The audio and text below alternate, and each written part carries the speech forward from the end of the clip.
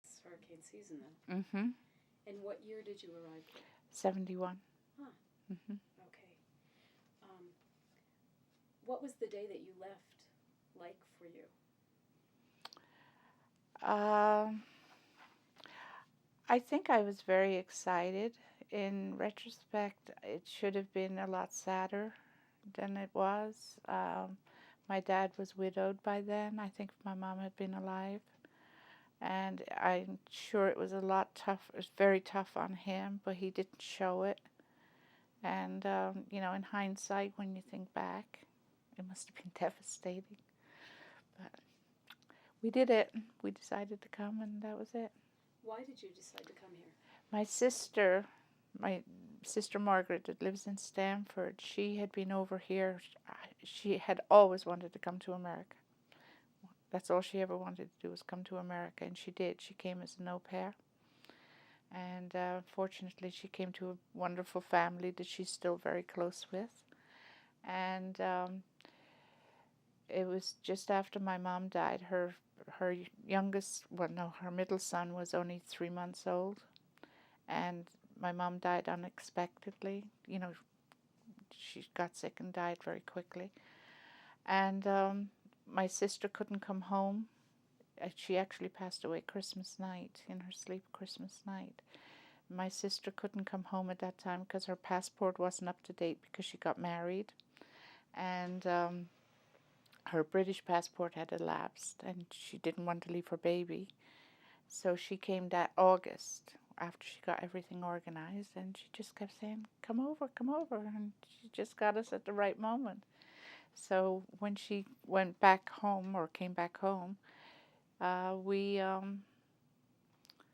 applied to the embassy for a visa, and it basically took us a year. But once we got the call to come up to the embassy to be interviewed, we passed the medicals and everything else, and they gave us a month. And if we didn't get our act together and get organized and come within that month, then we would have had to reapply.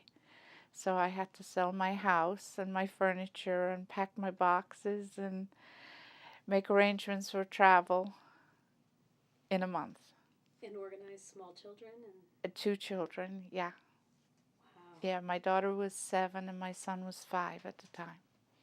So both were in school, but even so, I had to do all of it Wow. in a month because I wasn't going through that process again. And did your husband have a job to come to here?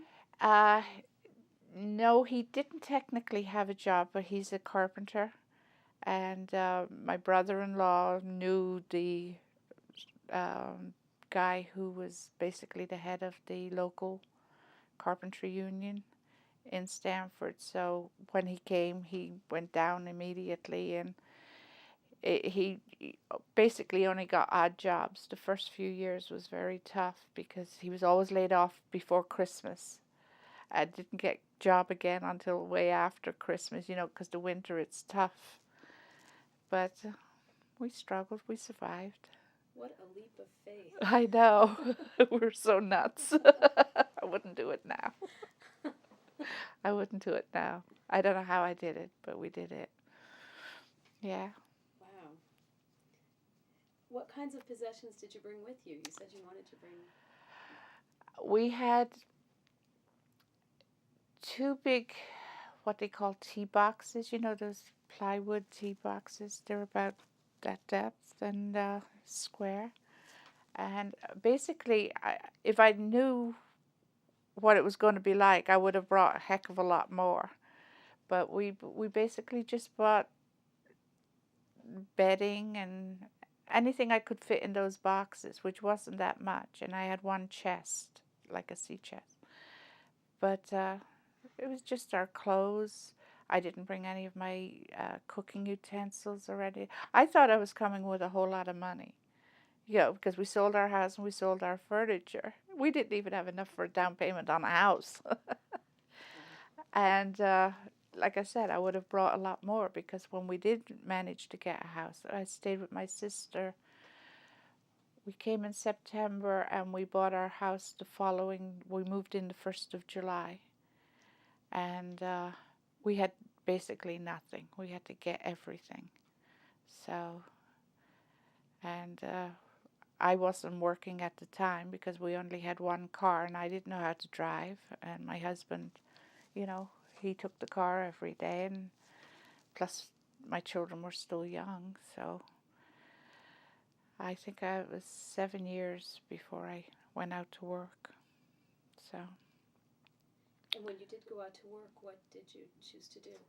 That's when I worked for MBI, which is based in Norwalk, and it wasn't that I chose. It was get a job or else, because he'd been laid off again, and I started work the 24th of January. So that'll tell you, it was how are we going to pay the mortgage? So I got anything I could, and I just happened to know somebody who worked for that company, and she helped me get in the door, and I stayed there 28 years. Wow. Yeah. Yeah, so it was only going to be for 6 months until we got back on our feet. Did you like your job? I did. I have to say I enjoyed it. It was tough not being home every day for the kids, because it started off part-time, but that only lasted like 9 months, and then I went full-time because we needed the money. So that part of it I do regret, not being able to be there when they came home from school every day, but I had to do what I had to do. I had to feed them and keep a roof over their head. Right. Yeah, so. When you arrived here, can you remember some of the first things you had to purchase? Well, the first thing was a car. We had to get a car because you can't do anything in America without a car. And it wasn't a new car, it was a second-hand car. And then when we bought the house, John and I were on the floor on a box spring and mattress, but the kids had a bed frame. We had to buy beds, we had to buy mattresses. He made our couch. We had a 10-inch black and white TV. We bought a second-hand table, but we bought new chairs because he saw captain's chairs that he liked, and they were going out of business. So we had 5 chairs, not 6, 5. And then we got the rest of the stuff as we went along, as we could afford it. Yeah. So you really made do. We made do. Yeah. We don't like credit. We don't even to this day. We have a credit card, but he pays it up every month. We don't carry credit. That's good. Mortgage, of course, but like most people. Okay. Did you miss anything about home?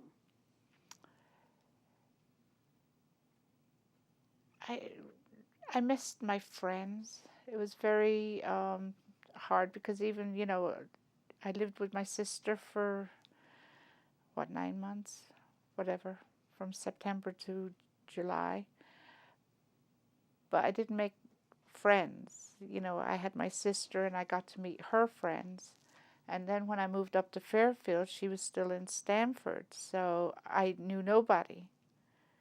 And it wasn't until the children went back to school or started school up here that I started to meet people up here. But even then it was, just hello, I'm their mother, so it took a long time to get established. But then a year later, a house was built next door to me because there was a double vacant lot next to me. So I was kind of isolated. Even my house was isolated. There was nothing around me. There is now. And when they built the house next door, fortunately, a lovely family moved in, and I became best friends with the daughter, who's 3 years younger than I am. And we're still great friends today. So, it gradually got to meet people and got to know people. And then once I started working, of course, I met people that way too. So, but it was very lonely the first few years. And how did you stay in touch with the people you left behind? Telephone, letter. Yeah. Could you phone often?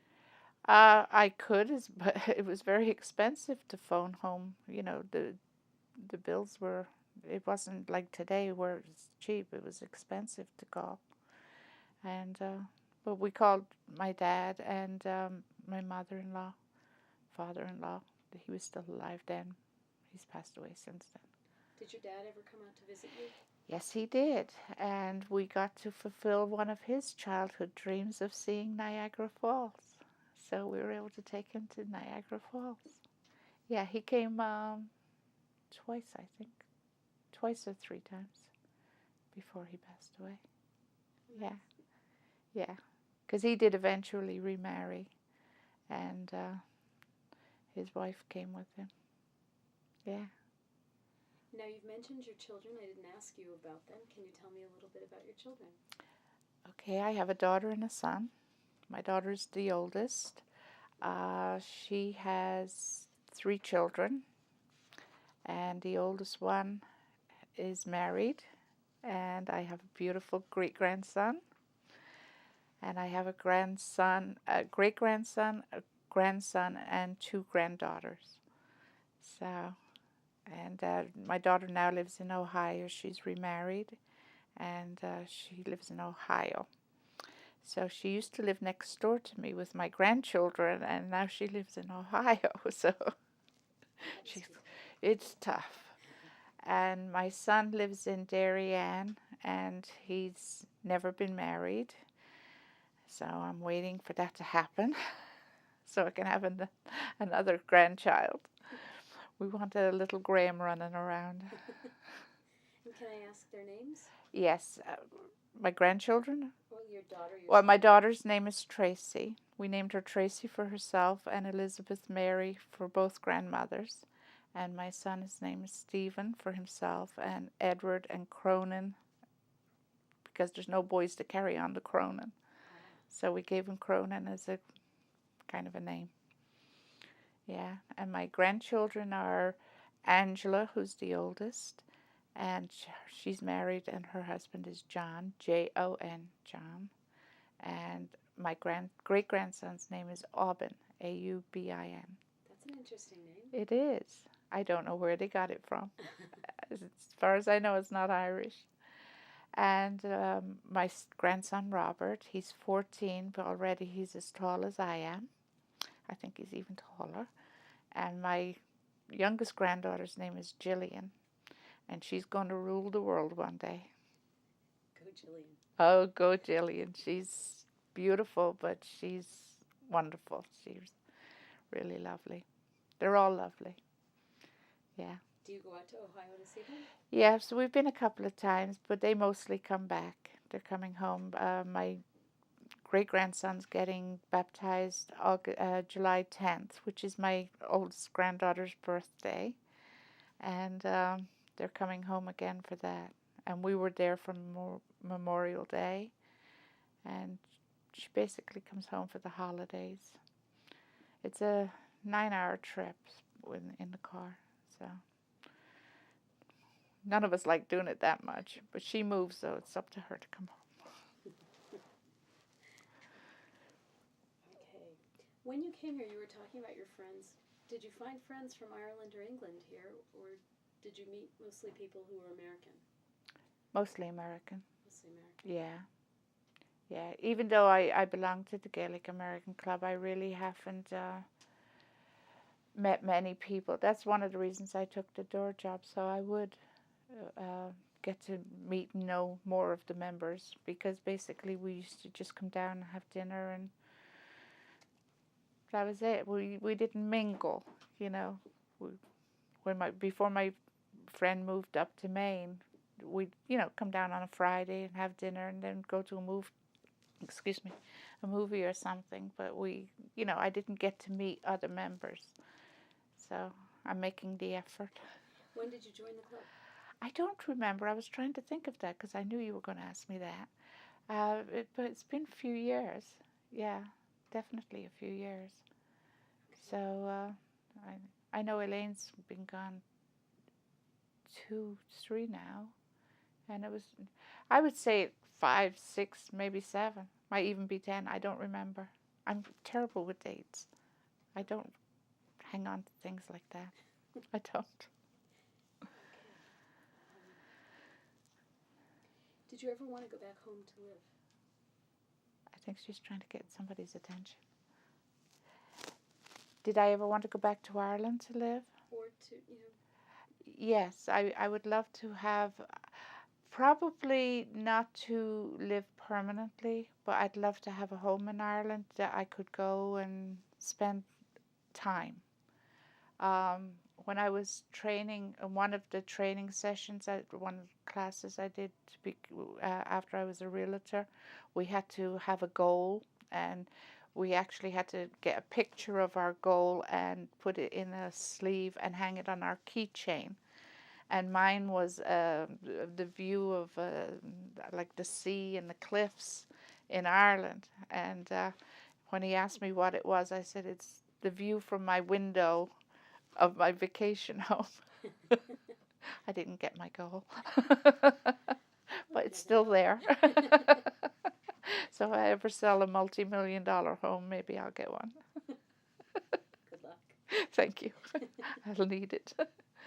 But that's what my goal was. So I would love to have a home over there. But I think the prices are a lot more than they are here now.